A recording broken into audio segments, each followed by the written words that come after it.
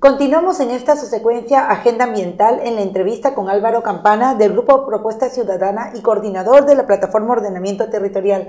Álvaro, en el primer bloque conversamos un poco sobre el ordenamiento territorial, lo que esto implica y cómo esto se está trabajando en la normatividad, en las políticas públicas. Hay una política de gestión del territorio, sí, una política de ordenamiento territorial en el Acuerdo Nacional.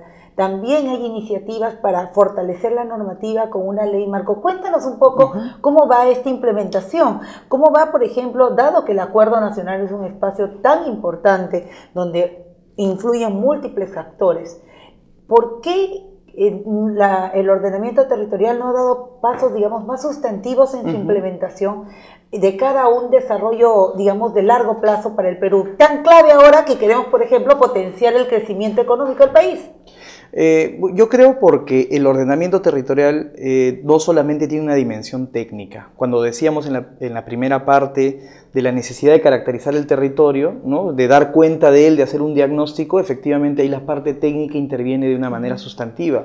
Pero cuando nos planteamos qué queremos hacer con el territorio, cómo lo vamos a transformar y cómo vamos a tratar de que los distintos intereses también dialoguen y tengamos un enfoque, una perspectiva del desarrollo integral del territorio, es que está la parte más problemática, porque este es un proceso fuertemente político y también administrativo, en el sentido de que implica la necesaria negociación de intereses sobre el territorio, ¿no?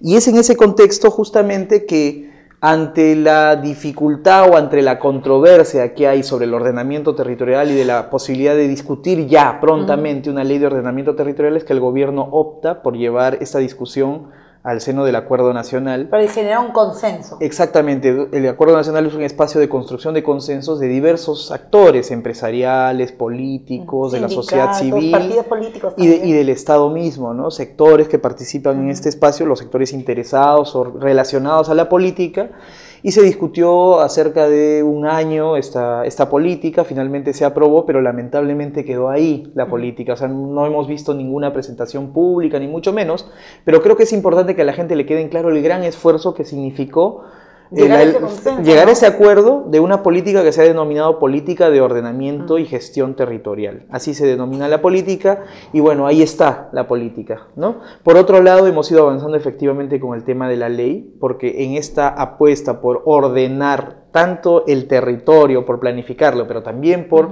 ordenar la intervención sobre el territorio, es que se hace necesaria una norma que logre articular estos procesos en una especie de sistema, ¿no? Y de esa manera poder en los distintos niveles, en diálogo entre los distintos niveles de gobierno, de los diversos actores, tanto institucionales como privados y sociales, poder ordenar nuestro territorio. Esa es un poco la idea de la ley, pero lamentablemente tampoco se ha podido avanzar en esto. Estamos hay ya un predictamen elaborado, pero no se logró poner esto en discusión en la Comisión de Descentralización, que es donde se planteó esta discusión.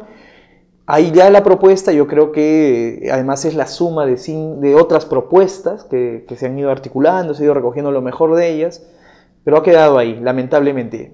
Paralelamente hay otro proceso, que es el proceso que se viene dando en los gobiernos regionales y los gobiernos locales, provinciales particularmente, implementando, ¿no?, ya la normativa existente. Sí, lo que ocurre es que el primer paso, como decíamos, para el ordenamiento territorial es la caracterización del territorio. En el Perú esto se hace a través de la zonificación ecológica y económica.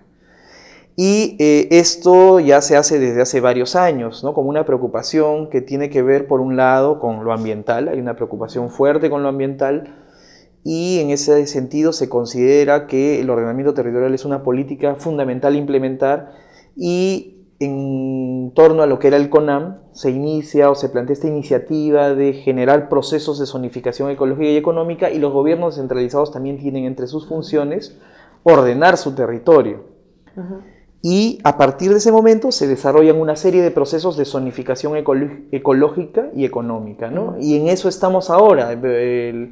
Hay 12 procesos regionales ya concluidos de zonificación ecológica y económica. Son procesos más o menos costosos, que implican un despliegue técnico importante, ¿no es cierto? Bueno, hay razones diversas para ver por qué en algunos lugares se logró concretar, porque han pasado varios años desde que se iniciaron estos procesos y por qué otros todavía no se logran concluir, ¿no? Y a ello se agrega el que la ausencia de una norma que nos diga claramente cuáles son los pasos para ordenar el territorio, han impedido que tengamos todavía planes de ordenamiento territorial que sean, digamos, reconocidos por el Ministerio del Ambiente, que hoy es el ente rector de estos procesos, en la medida en que el propio ente rector ha planteado otros nuevos pasos para esa caracterización del territorio, considerando que la zonificación ecológica y económica es insuficiente para caracterizarlo, y se han planteado otros instrumentos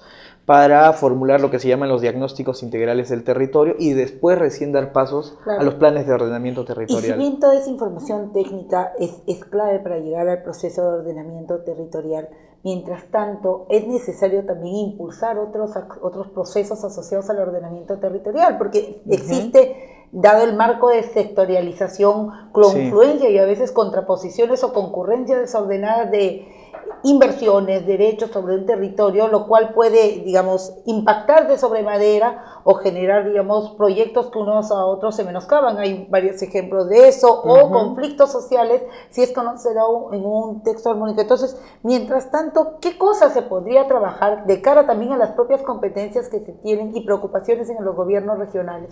Brevemente, porque va pasando la entrevista, pero es un tema muy clave para nuestros televidentes, ¿no? A nivel descentralizado. De alguna manera, el ordenamiento territorial implica un enfoque distinto del desarrollo, donde el territorio cobra una gran importancia. Proceso de globalización, debilitamiento de los estados, los niveles territoriales, si se quiere, locales, regionales, cobran una gran importancia, y es bien interesante además cómo estos espacios se vuelven fundamentales también para el propio ejercicio de la democracia, la toma de decisiones sobre nuestros territorios y el espacio donde podemos lograr el desarrollo sostenible, etcétera, con actores que puedan identificarse con ese territorio. Entonces, implica todo un enfoque, y este enfoque además supone la superación de estas formas de gestión sectorializadas, efectivamente, ¿no? Porque tienen que dialogar con dinámicas que son integrales. O sea, yo no puedo lograr el desarrollo de un territorio con políticas que no dialogan entre sí, por ejemplo. Entonces, claro, porque la idea es potenciar justamente y optimizar la gestión en todo ese territorio. Exactamente. Entonces el rol de los gobiernos descentralizados, particularmente los regionales, es justamente articular esas políticas sectoriales y darles un contenido, una lógica territorial, ¿no? Que permitan un desarrollo armónico, integral de ese territorio, con instrumentos como los planes de ordenamiento territorial, ¿no? La zonificación ecológica y económica, que te permite saber o orientar dónde podemos desarrollar determinado tipo de actividad, etcétera, ¿no es cierto? Entonces, en esa perspectiva, hay algunos gobiernos regionales que, a pesar de todas estas limitaciones que he planteado, han ido avanzando en sus procesos y de alguna manera dándole un valor mayor a las herramientas que se han logrado construir. Un ejemplo es San Martín, donde, ante la imposibilidad de avanzar en los planes de ordenamiento territorial, ellos han decidido utilizar su zonificación ecológica y económica como un instrumento que les permite gestionar su territorio, pero además desarrollar distintos tipos de políticas con un enfoque territorial. Claro, orientar sus programas, mejorar incluso programas, su planificación regional. Inversiones, localización de población, construcción de servicios, infraestructura vial, todo ello con una perspectiva territorial, considerando justamente dónde es más factible y deseable la inversión en determinadas cosas, la ocupación de la gente, en fin.